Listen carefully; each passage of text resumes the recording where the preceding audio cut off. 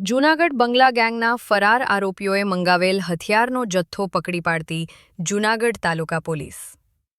જૂનાગઢ તાલુકા police station ગુનો record number 0747/2025 BNS કલમ 308(4) વિરુદ્ધ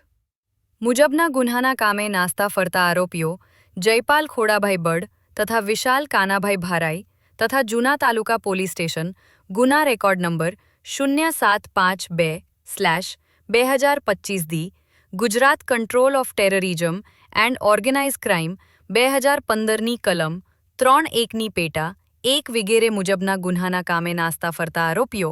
ભાવિન ખોડાભાઈ બળ, નિલેશ ખોડાભાઈ બળ, જાદવ ઉર્ફે લાખો સાંગાભાઈ હુન્નાઓ હાલ સરગવાડા ગામે કમલેશ લખમણભાઈ ભારાઈના મકાનમાં છુપાયેલ હોવાની હકીકત મળેલ.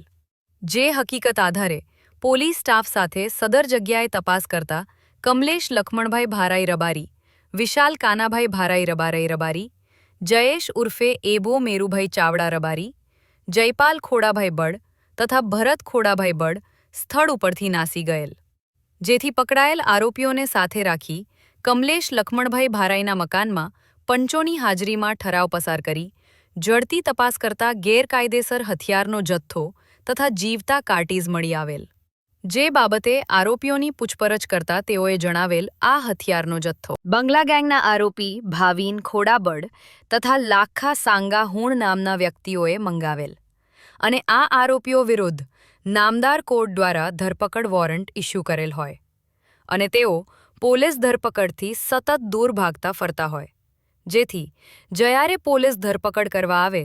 ત્યારે પોલીસ ઉપર ફાયરિંગ કરી અને ભાગી જવાનો તેઓનો બદ ઇરાદો નાકામ કરી